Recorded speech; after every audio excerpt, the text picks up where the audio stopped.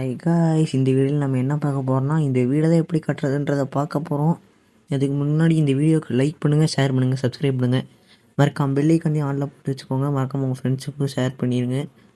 முதல்ல எடுத்தோடனே இந்த மாதிரி ஸ்டோனில் பிளாட்ஃபார்ம் போட்டுக்கணும். அதுக்கடுத்து ஸ்ட்ரக்சர் வேணுன்றதுக்காக நான் வுட்டை போடுறேன். ஸ்டோன் உங்கள் இஷ்டம் தான், எவ்வளோ வேணால் போட்டுக்கலாம். அதுக்கடுத்து இந்த மாதிரி ரூஃப் போடணும். ரூஃப் போடலன்னா வீடே நல்லா இருக்காது. உங்களுக்கே தெரியும் ரூஃப் போடலாம் வீடு நல்லா இருக்காதுன்ட்டு.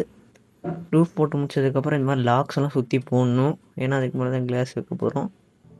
அதுக்கடுத்து இந்த மாதிரி நம்ம கிளாஸ் வச்சுக்கணும். ஒவ்வொரு இடத்துலையும் கிளாஸ் வைக்கலன்னா நல்லாவே இருக்காது.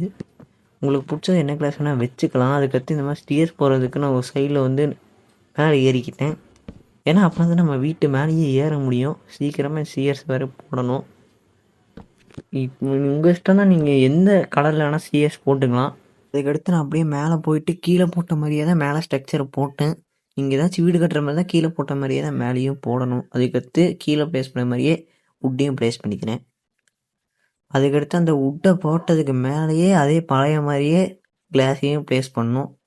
கிளாஸ் ப்ளேஸ் பண்ணால் அதுக்கடுத்து வீடு பார்க்கவே நல்லாவும் இருக்கும். மறக்காமல் நம்ம டோரியை வச்சிடணும். இல்லை ஜாம்பி ஸ்கெல்டனில் உள்ளே வந்துடுவானுங்க. ஜாம்பி ஸ்கெல்டன் வந்தால் கூட எனக்கு பிரச்சனை இல்லைங்க. இந்த க்ரீப்பர்னு ஒருத்தன் வருவான் பாருங்க, வீட்டையே அப்படியே வெடிச்சு விட்டு போயிருக்கும். அதுக்கடுத்து பார்க்குறதுக்கு இந்த மாதிரி தான் இருக்கும். இப்போ லேடர் செய்யணும். லேடர் செஞ்சு கீழே மேலே கொண்டு போகணும். அவங்களுக்கு படிக்கட்டுலேயும் வழி இருக்கணும், ஏணிலையும் வழி இருக்கணும். உடனே கொஞ்சம் ஈஸியாக இருக்கும். ஏன்னா திடீர்னு நம்ம இவங்க வெளியே இருந்து வந்தோம்னா நம்ம படிக்கட்டுலாம் போக முடியாது. அதுக்கடுத்து நம்ம லேடர் வழியானா அப்படியே வீட்டுக்குள்ளேருந்தே போய்க்கலாம். அது கொஞ்சம் வசதியாக இருக்கும். இந்த மாதிரி ரூஃபையும் போட்டு நான் ஒரு ஓடு வீடு மாதிரி தான் பண்ண போகிறேன் பேசிக்காக. ஏன்னா நீங்கள் ஸ்டார்டிங்லேயே பார்த்துருக்கலாம். இதோ இந்த மாதிரி தான் அதுக்கடுத்து இருக்கும் அந்த வீடு. அதுக்கு இன்னும் நம்ம வீடியோ முடியலைங்க. வீடியோ இன்னும் இருக்குது. இதுக்கு மேலே தான் அதுக்கு உள்ளே டிசைன் தரணும், வெளியே டிசைன் தரணும். நிறைய வேலை இருக்குது. இந்த மாதிரி லீஃப் எடுத்துகிட்டு போயிட்டு கீழே வைக்கக்கூடாது, மேலே தான் கண்டிப்பாக வைக்கணும். மேலே வச்சா தான் அழகாக இருக்கும். அதுக்கடுத்து பார்க்க இந்த மாதிரி தான் இருக்கும். கீழே வேணால் நான் காட்டுறேன். அதுக்கு இந்த மாதிரி நீங்கள் வுட்டை லாகை கண்டிப்பாக ப்ளேஸ் பண்ணி ஆகணும். ஏன்னா இதில் தான் ஒரு டிசைன் பண்ணுற மாதிரி இருக்கும். லேண்டன் வைக்கணும் இதுக்கு நடுவில் தான். அது இந்த மாதிரி தான் பண்ணணும். இந்த மாதிரி பண்ணதுக்கப்புறம் எல்லாத்துலேயுமே நம்ம லேண்டனை வைக்கணும். ஏன்னா நம்ம இதை பண்ணதுக்கான காரணமே லேண்டன் வைக்க தான். லேண்டன் செய்கிறது உங்களுக்கு எப்படின்னு தெரியும். அயன் நெகட்டும் டார்ச்சு வேணும். அதுக்கடுத்து பார்க்க இந்த மாதிரி தான் இருக்கும். இதுவும் லைட்டாக டீசெண்டாக இருக்குது என்னை பொறுத்த வரைக்கும்.